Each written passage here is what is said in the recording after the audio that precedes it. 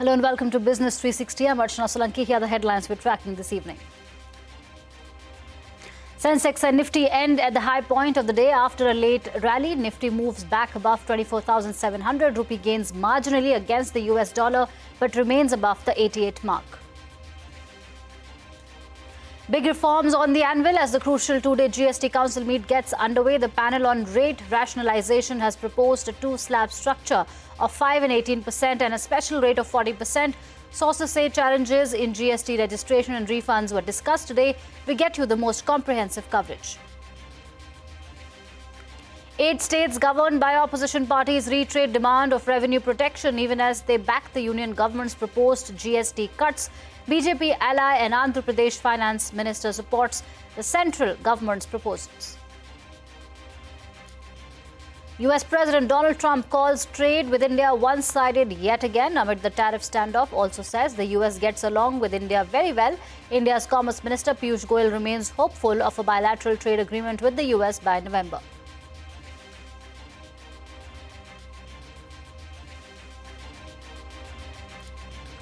Chinese President Xi Jinping says the world was facing a choice of peace or war as the country hosts its largest military parade. Russian President Putin, North Korean Supremo Kim Jong-un and leaders from over 20 nations attend the parade. President Trump accuses Beijing of conspiring against the United States. Google avoids a breakup as it dodges heavy penalties in a US antitrust ruling. Judge bars the company from exclusive deals but allows it to keep the Chrome browser and a high-stakes deal with Apple. Google must share some search data to foster competition in the sector. Punjab declares all districts as flood hit as the deluge claims 40 lives and affects 3.5 lakh people. More than 10,000 evacuated from the banks of the Yamuna in Delhi as it flows above the danger levels. All right, let's start with the day's market action. Sensex gained over 400 points and the Nifty gained over 130 points after a late rally lifted sentiment on Dalal Street. The Nifty moved back above the 24,700 mark. Financial stocks led the rally with the Nifty Bank Index gaining over 400 points. The mid-cap index outperformed the benchmarks with gains of nearly 370 points. In the currency market, the rupee gained some strength against the dollar, but the Indian currency remains well above the 88 mark even after gaining about 9 paisa in trade today. 10-year bonds gained in trade today and yield softened to 6.5%. And the top story this evening, the two-day meet of the GST Council kicked off today in New Delhi with Finance Minister Nirmala Sitharaman at the helm. The Council is expected to deliberate on a series of next-gen reforms which are likely to include major reforms on rate rationalization. A panel of state ministers has proposed a two-rate structure and a 40% tax rate on sin goods. The Council is also discussing ways to simplify compliance process. 8 states governed by the opposition have reiterated their stance, asking the union government to compensate for their revenue losses. Andhra Pradesh Finance Minister and BJP ally pledged support to the central government's proposal. From Andhra Pradesh, we are supporting the major reforms in the GST sector which are being proposed by Government of India. Most of them are going to help the common man and poorest of the poor. They are coming from the food sector, education, health, steel, cement, textiles, all the reforms which are being proposed by the Government of India to bring down the burden on the common man. All right, and to understand these developments better, my colleagues Timsy Jaipuria and Shivani Bazaz are reporting on these updates. They join us from outside Sushma Swaraj Bhavan in the national capital. That is the venue of the crucial GST Council meet. Let's start with Timsy first. What are you picking up? Well, as you rightly said, the two-day crucial meeting here at Sushma Swaraj Bhavan in New Delhi has started today at around 11 a.m. We heard in the morning opposition states saying that they are in for rate rationalization provided revenue protection assurance is given by centre. Also an assurance from centre that the rate cuts will be passed on to the consumers and will not result in windfall gains only for industries. Apart from this, as we speak, sources during the day have told us that when it comes to easing the compliance, those proposals have been cleared by the council. That is registration process under GST regime to be simplified, registration to be issued in 3 days for non-risky businesses, simpler processes if monthly liability of tax is below 2.5 lakh rupees. Also refund for exporters in 7 days based on risk analysis, provision for refund for non-risky taxpayers have been cleared. But as I speak to you now, the discussions on rate rationalization exercise, which was the key highlight or the key agenda item on the GST Council's table, has started, including the decision, or to be precise, the discussion on reducing the GST on life and health insurance premia. Both the presentations have been given to the GST Council members. The proposal is under deliberation right now. The proposal is to bring down GST on life insurance and health insurance premia from 18% to exempt, and rationalizing rates from a 4-slab structure, that is 5, 18, 28, 5, 12, 18 and 28 to about 5 and 18. Key items are part of this proposal, including common use items, medicines to be brought down to 5%, common use items to be brought down to 5%, a lot of common use items to be under exempt category. Also aspirational goods likely to be come down from 28% to 18%. So let's see what happens. But yes, Right. as of now, compliance on the agenda has been cleared when it comes to rates Okay. on all the items, rationalization of slabs and health and life insurance. That discussion has started. Right, thank you for that, Timsy. So what are the key items and goods that will get cheaper or expensive if the rate rationalization on proposals go through? Remember, all these are the proposals at this moment, and tax rates will change only if approved by the council. My colleague Shivani Bajaj is here with more. Shivani, please take us through the proposals made by the group of ministers. Well, Archana, as Timsy rightly pointed out just now, that the discussion is still on. It's a very important GST Council meeting, and the big agenda, of course, is the rate rationalization.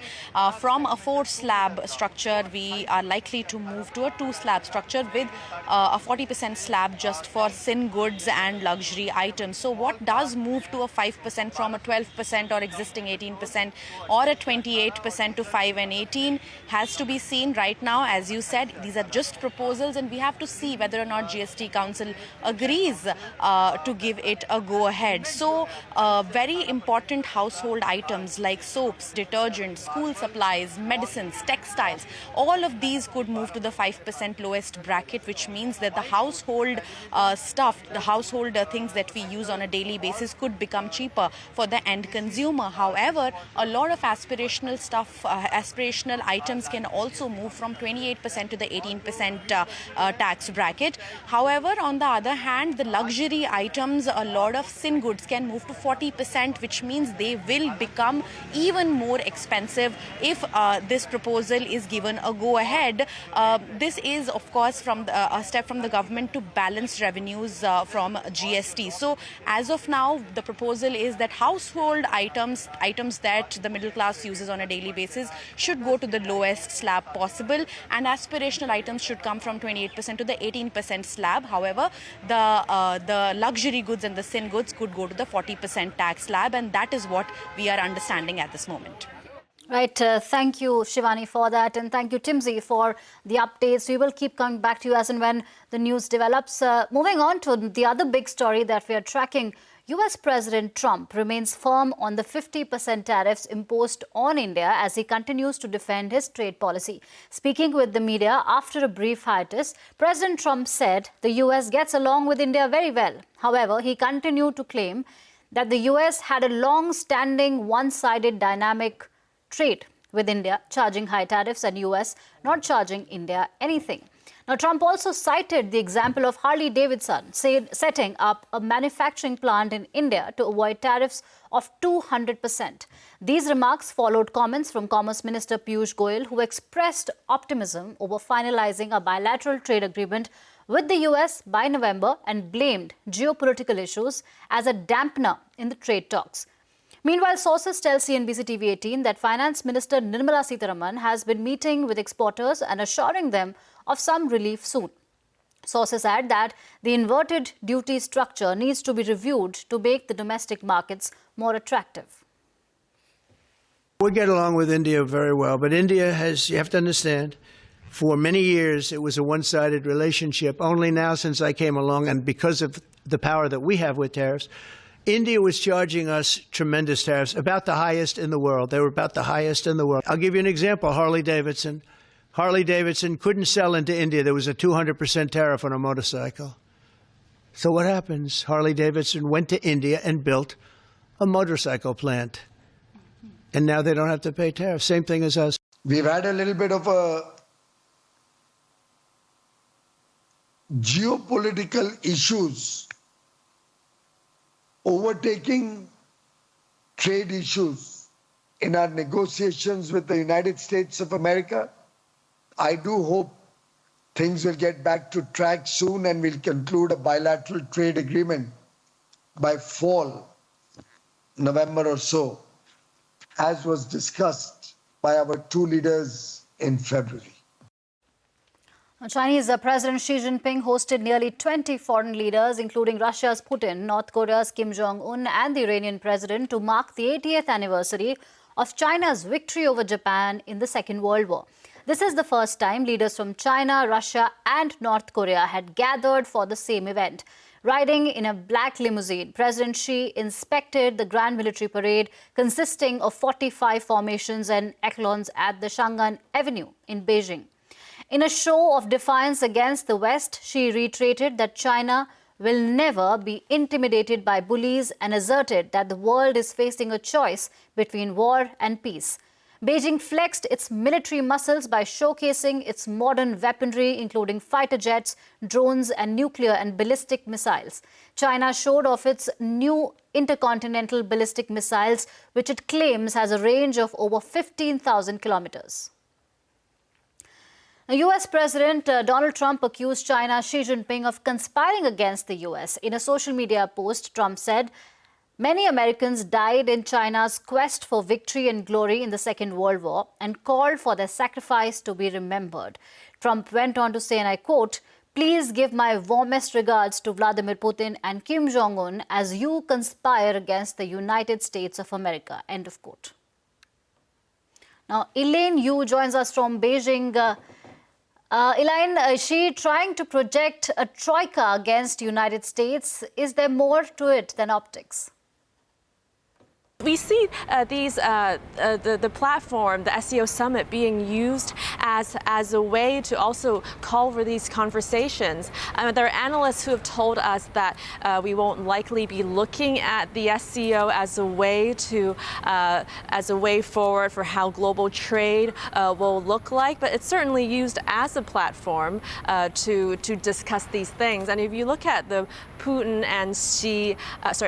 and Kim summit, we talked about how these sideline meetings were getting the attention at the SEO summit, and this Putin and Kim meeting is certainly taking the limelight now. Their conversations very much about projecting that spectacle you talked about, and Putin praised North Korean soldiers, saying they were fighting bravely and heroically in the Ukraine war, and Kim in turn thanked him for praising North Korean soldiers. So you've got them talking about the Ukraine war at an event where President Xi was really casting it as China wanting peaceful development and also deterrence, and also European leaders are largely skipping the event because of Putin's presence there. So yes, the optics are strong at this parade, and it's meant to send a signal.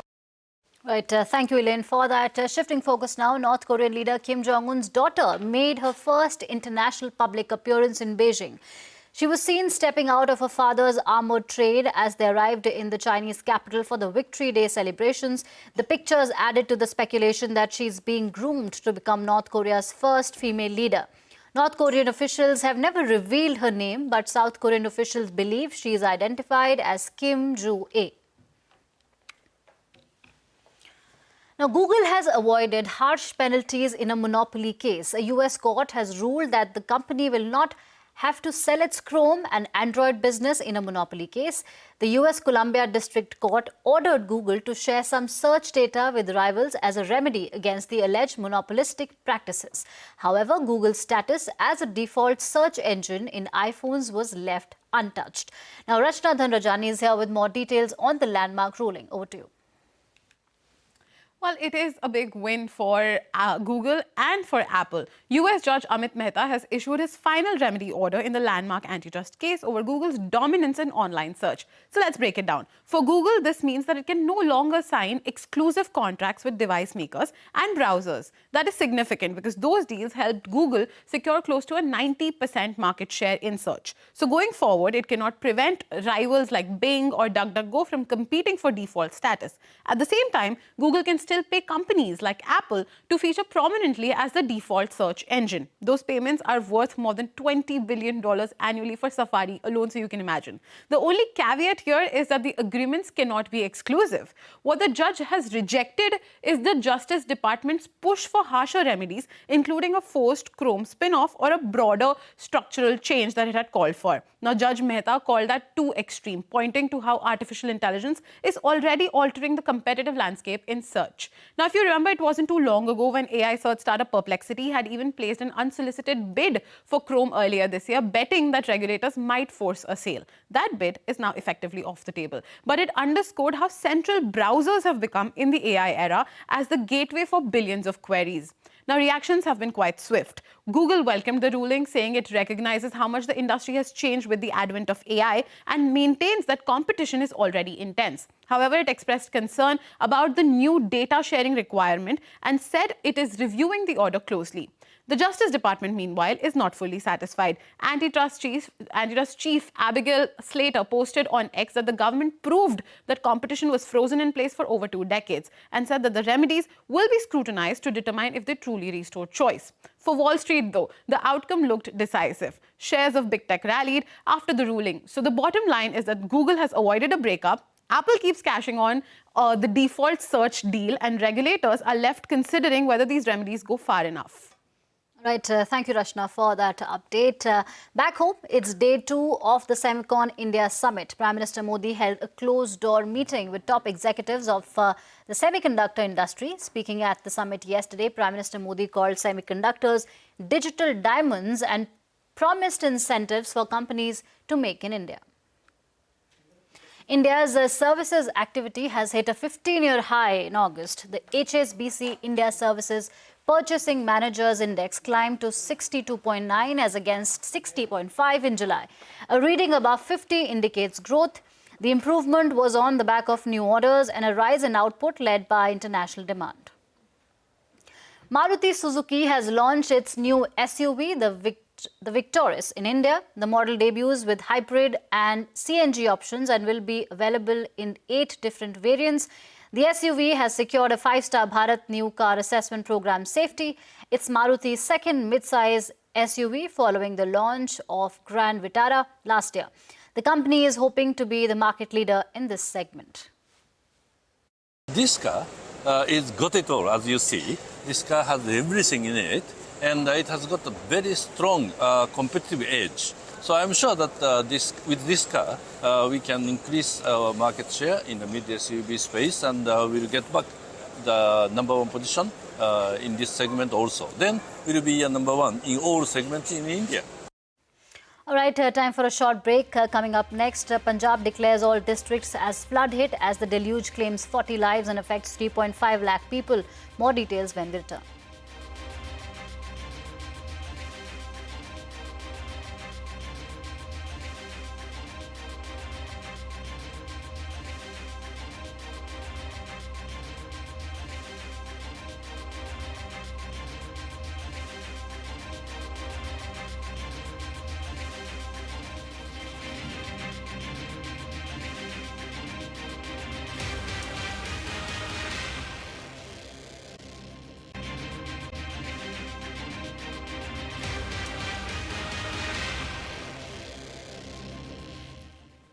Welcome back. The monsoon fury continues across North India. All 23 districts in Punjab have been declared flood hit. The deluge has claimed the lives of 40 people so far, while over 3.5 lakh people have been affected. Nearly 20,000 people have been evacuated, with the Army, Air Force and NDRF leading rescue efforts. All schools, colleges and universities remain shut till September 7th. The Met Department has issued a red alert for several districts of the state, including Jalandhar, Moga, Ludhiana and Sangrur. Network 18's Manoj Rathi is here with more details on the flood situation in Punjab. सरकार के आंकड़ों की भी बात करें तो कई एकड़ फसल बर्बाद हो चुकी है, कई लोगों की मौत हो चुकी है। हालांकि कई जो रिलीफ फंड या फिर और भी चीजें संस्थाएं काफी लगातार काम कर रही है। अभी हम मौजूद हैं पठानकोट के चक्की दरिया पर, जहां पर काफी ज्यादा नुकसान हुआ है और 3-4 चीजें इसमें इफेक्ट हुई हैं। ये रोड आप देख रहे हैं, ये पूरी तरह से ढह चुका है, क्योंकि कई जो गांव हैं आगे, उनकी कनेक्टिविटी टूट चुकी है। बिल्कुल साथ में ही मिलिट्री हॉस्पिटल है, बिल्कुल ये जो गेट है मिलिट्री हॉस्पिटल बिल्कुल साथ में है, उसके आगे गांव हैं, उनके आगे हिमाचल जो है वो शुरू हो जाता है। और साथ साथ में 3-4 चीजें इसमें इफेक्ट हुई हैं। सबसे पहले ये जो रोड है पूरी तरह से टूट चुका है। इसके साथ साथ जो ये दरिया बह रहा है, जो ये इसमें बनाई गई थी जो प्रोटेक्शन जो वॉल थी, प्रोटेक्शन वॉल भी पूरी तरह से डैमेज हो चुकी है। ये प्रोटेक्शन वॉल की तस्वीरें देख सकते हैं, क्योंकि बहाव इतना ज्यादा था, पानी का बहुत ज्यादा फ्लो था, जिसकी वजह से ये प्रोटेक्शन वॉल जो है वो पूरी तरह से डैमेज हो चुकी है। The Yamuna River in Delhi has crossed the danger mark of 206 meters following incessant rainfall over the last few days. Over 10,000 people living in low-lying areas nearby have been evacuated to safer locations. Delhi has recorded over 1,000 millimeters of rainfall this season, making it the wettest August since 2010. The Met Department expects light rain showers to continue in Delhi, Gurugram and Faridabad. No casualties reported so far, but fears of a 2023-like flood remain. The Met Department issued a red alert for several districts of Jammu and Kashmir, Himachal Pradesh, Madhya Pradesh and Odisha for today. Now heavy rainfall continued to lash J&K's Dora district for the second consecutive day, triggering a flash flood-like situation. Landslides occurred in Himachal's Kullu and Mandi last night. Rescue operations are underway. At least 6 people were killed in Mandi.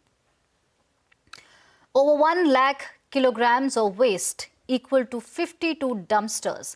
That's what Maratha quota activists left behind after they eased their stranglehold on Mumbai after holding the city to ransom for 5 days. More than 1,000 civic workers were pressed into service across 2 shifts over a period of 5 days to clear this mess. Dhananjay Khatri gets us more on the BMC cleanup drive.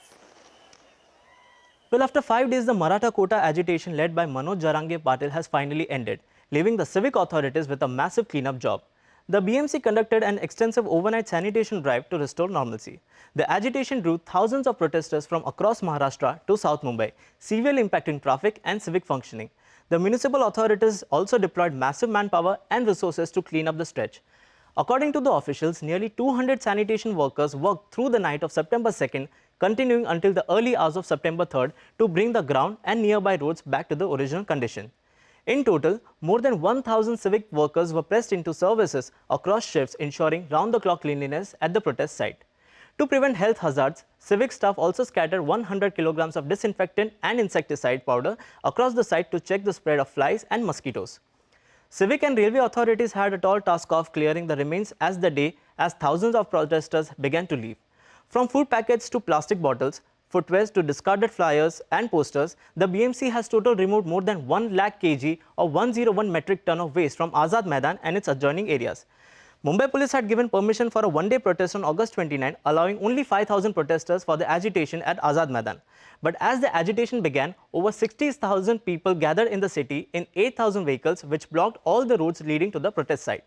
In the last 5 days, there were instances in which the groups of the protesters agitated in front of Mantralaya, Bombay Stock Exchange, and they were also seen at Marine Drive, Jahangir Art Gallery, Girgaon Chowpatty, as well as to the Gateway of India. A similar situation was also seen at Mumbai's busiest railway terminal, Chhatrapati Shivaji Maharaj Terminus, which virtually became a camp or a shelter place for the agitators. The Bombay High Court on Monday noted that the city was literally paralyzed due to the Maratha agitation, which violated all the conditions. According to the All India Motor Transport Congress, the protests had brought cargo movement across Maharashtra to a grinding halt, with all major connectivity routes to South Mumbai, including Atal Setu, Navi Mumbai routes, Panvel and the Eastern Freeway completely shut for heavy vehicles and ODC assignments. Back to you. Right, thank you Dhananjay for that. And with that, it's a wrap on this edition of Business 360. More news and updates continue right here on CNBC TV18.